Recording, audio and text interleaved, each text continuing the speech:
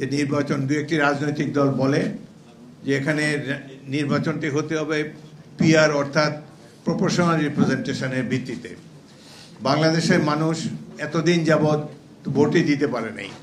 এখন যেহেতু ভোট দেওয়ার সময় এসেছে, একটা সুযোগ এসেছে, আমি মনে করি আগামী নির্বাচনটি বিদ্যমান পদ্ধতিতে অর্থাৎ এখন যে পদ্ধতি চালু আছে জনগণের ভোটাররা একজন ব্যক্তিকে বেছে নিতে পারে সেই ভিত্তিতে নির্বাচন হওয়া উচিত।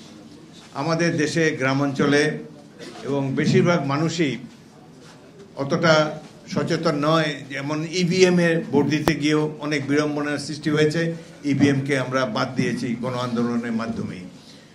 পিআর সিস্টেমে দেশের সাধারণ মানুষ একজন ব্যক্তিকে ভোট দিতে চায় যিনি সুখে দুঃখে দেশবাসীর পাশে থাকবেন, যার কাছে গেলে পুলিশের অত্যাচার এবং অন্যান্য সমাজপতিদের অত্যাচার, নানান ধরনের গ্রামাঞ্চলে বা শহর অঞ্চলে দুর্বৃত্তদের হাত থেকে রক্ষা পাওয়ার জন্যে, আশ্রয় নেওয়ার জন্যে একজন ব্যক্তি যাকে সংসদ সদস্য তারা নির্বাচিত করে, তার কাছে তিনি হলেন তাদের কাছে আপাতত প্রধান আশ্রয়স্থল।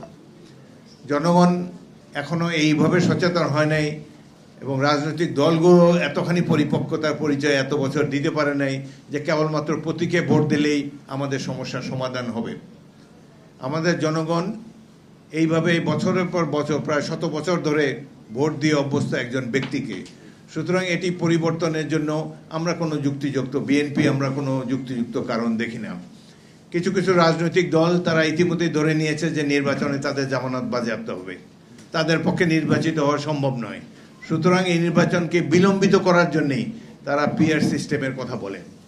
এই যে দল জামাতে ইসলামী, তারা সেদিন বলেছে যে জাতীয় ঘোষণাপত্রে পাকিস্তান প্রতিষ্ঠাকে অত্যন্ত গৌরবের সাথে উপস্থাপন করা হয়নি।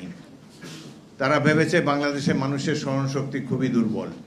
1971-এ পাকিস্তান আন্দোলনের সময় এই দল জামাতে ইসলামী পাকিস্তানের বিরোধিতা করেছিল। আমার যথেষ্ট বয়স হয়েছে, 81 বছর বয়স, সুতরাং সেদিনের কথা মনে হয়। আমরা তখনও যথেষ্ট আমাদের জ্ঞান বুদ্ধি হয়েছিল। সেই 1947 সালে পাকিস্তান প্রতিষ্ঠার বিরোধিতা করেছে এই দলটি। 71 সালে মহান মুক্তিযুদ্ধের বিরোধিতা করেছে। এখন তারা নতুন নতুন বাণী নিয়ে আবির্ভূত হয়েছে। যাই হোক, বিচারের ভাগ জনগণের কাছে। গণতন্ত্রের প্রত্যেকের নিজস্ব বক্তব্য রাখার অধিকার আছে, আমরা তাকে সম্মান জানাই, কিন্তু জনগণের রায়ের জন্য অপেক্ষা করতে হবে।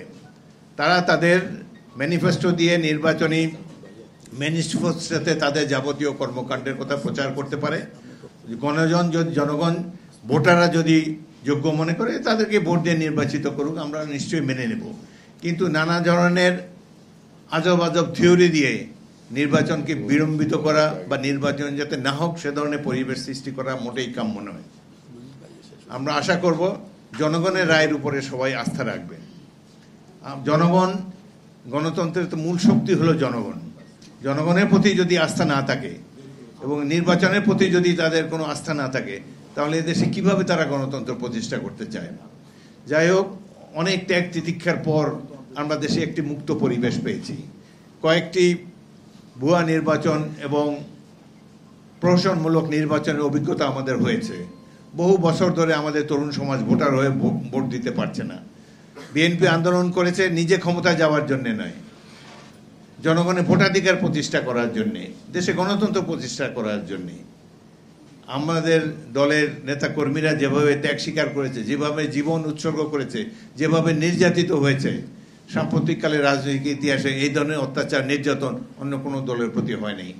এশিয়া মহাদেশেও কোনো আওয়ামী লীগ যেভাবে অত্যাচার নির্যাতন করেছে মানুষের উপরে, একমাত্র হিটলারও বোধহয় এই ধরনের অত্যাচার নির্যাতন করেনি তার দেশবাসীর উপরে।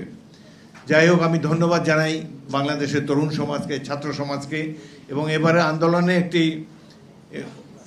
ইউনিক আঙ্গিক হলো এই যে আন্দোলনে ছাত্র যুবকদের সাথে সাথে তাদের অভিভাবকরাও অংশগ্রহণ করেছেন।